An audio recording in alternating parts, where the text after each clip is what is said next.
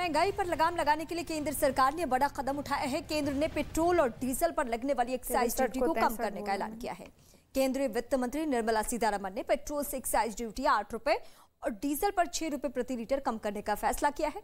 इससे पेट्रोल की कीमत 9 रुपए से ज्यादा प्रति लीटर कम हुई है और डीजल की कीमत में भी 7 रुपए प्रति लीटर कम हुई है। इसके अलावा सरकार ने उज्ज्वला योजना के लाभार्थियों को 200 रुपए प्रति गैस सिलेंडर की सब्सिडी देने का फैसला किया है।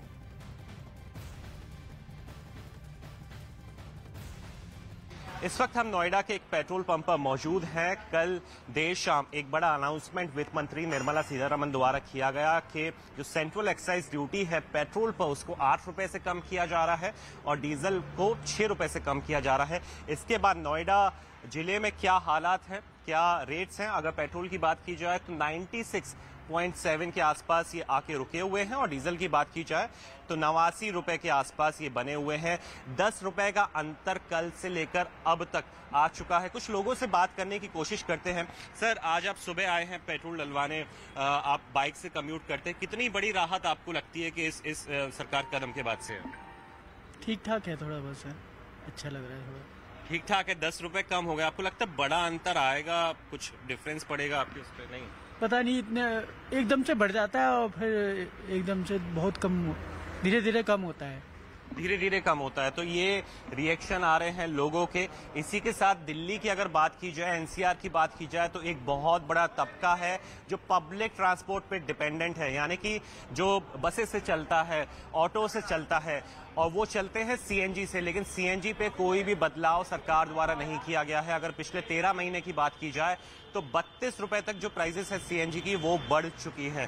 तो इसलिए ये तबका भी है जो ऑटो वाले हैं, रिक्शे वाले हैं, जो सीएनजी से चलते हैं, कुछ गाड़ियां भी, और वो लोग भी एक्सपेक्ट कर रहे हैं कि कुछ राहत सीएनजी की तरफ से भी दी जाए। लेकिन एक बड़ा कदम सरकार द्वारा लिया गया है, केंद्र सरकार द्वारा लिया गया है, लोग उसको कहीं ना कहीं अप्रिशिएट भी कर रहे हैं। बहुत बड़ा डिफरेंस लोगों के उसमें आने वाला है। लेकिन अब राज्यों के पास ये गेंद जा पहुंची है। अब राज्यों को भी अच्छा कदम लेना है और जो वैल्यू एडेड टैक्स वैट जो लगता है पेट्रोल और डीजल पे, उसको घटाने की जरूरत अब राज्य सरकार की तरफ से है।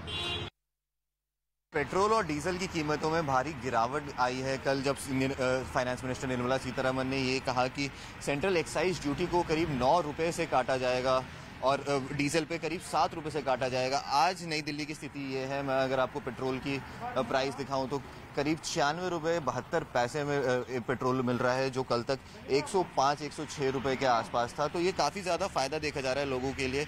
इस वक्त हम दिल्ली में मौजूद हैं और यहाँ कुछ लोगों से बात करते हैं जो पेट्रोल डलवाना है। सर, आज 9 रुपये की कटौती हुई है पेट्रोल में, कैसे देखते हैं इसको? अभी और कम होना चाहिए, क्या लगता है? और कम होना चाहिए, बहुत महंगा चल रहा है भाई, अभी महंगा चल रहा है, बहुत महंगा। कितना असर पड़ता था, कितना असर पड़ेगा जेब में, घर के बजट में कितना असर पड़ेगा 9 रुपये पर लीटर कम हुआ? बहुत बचेगा। मेरा 150 रुपये का तेल 200 का रोज खाता है, तो बचत नहीं आएगी, काफ़ी बचत आएगी। तो अच्छा स्टेप मानते हैं सरकार के? हाँ, बढ़िया है। महंगाई काफ़ी कर रखे हैं, सस्ता होना चाहिए, बचत नहीं आ रही है। तो जैसा आपने सुना कि महंगाई काफ़ी है, अभी भी और भी कुछ लोग हैं, इनसे बात करने की कोशिश करते हैं। सर, आज पेट्रोल के दामों में करीब 9 रुपये कम हुआ है, कैसे देखते हैं इसको? और कम होने की मांगे, क्या मांगे हैं सरकार को?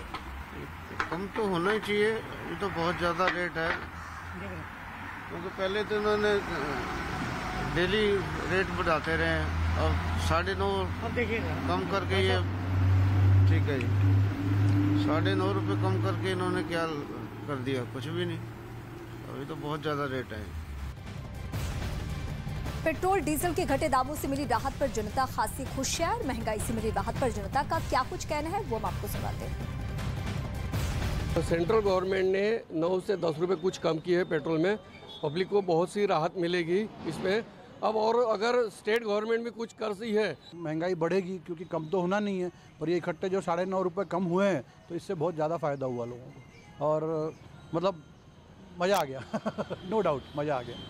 बड़े लोगों के लिए तो काफ़ी इम्पैक्ट करता है और स्टेट ने भी अभी अपना डिसीजन लेना चाहिए। काफ़ी दिन से वो लोग भी रुके हुए हैं कि वैट कम किया जाए, पर वो कर नहीं रहे। उससे और बड़ा रिलीफ मिलेगा गवर्नमेंट को। अच्छा लग रहा है, क्योंकि मुझे घर जाना पड़ता है, तो फिर बढ़ गए थे तो थोड़ा प्रॉब्लम हो रहा था। बाहर मतलब 40 किलोमीटर घर जाना पड़ता है मुझे यहाँ से, तो फिर अभी अच्छा लग रहा है। फिर देखते हैं सामने और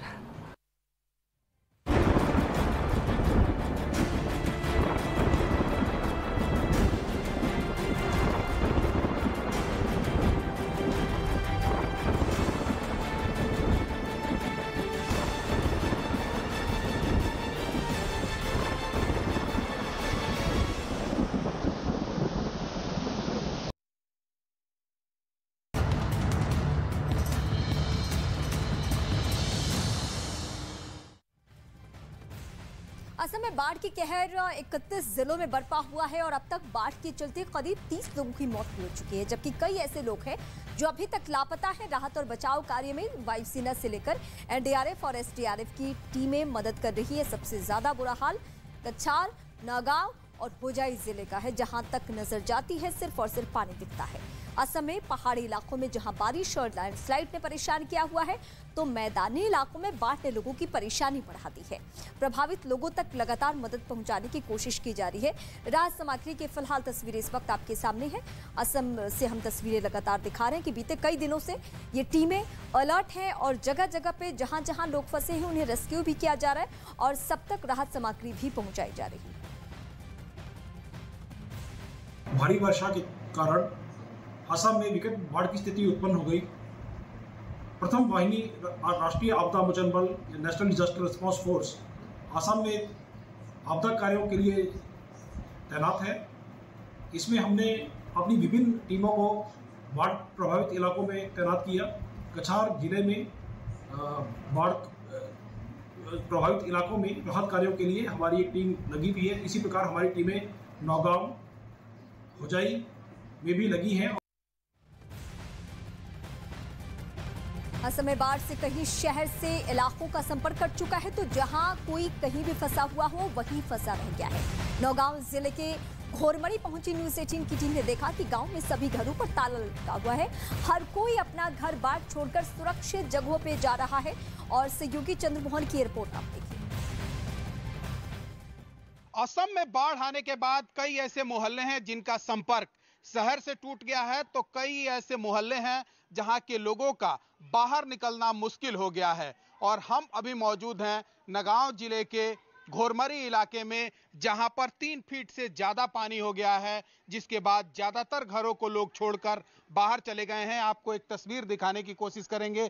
घर में ताले पड़े हैं और यहाँ के रहने वाले लोग किसी दूसरे के मकान में जाकर किसी तरह से रह रहे हैं।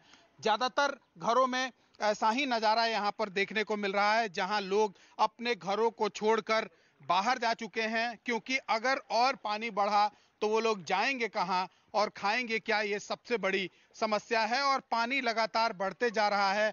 ऐसे में मुश्किल हालात में लोग किसी तरह से घर से बाहर निकले हैं और जो लोग फंसे हुए हैं वो धीरे धीरे घर से बाहर निकलने की कोशिश कर रहे हैं। ज्यादातर घरों में ताले लगे हुए हैं और जो लोग अभी यहाँ पर हैं वो अपने घर की रक्षा के लिए यहाँ पर मौजूद हैं।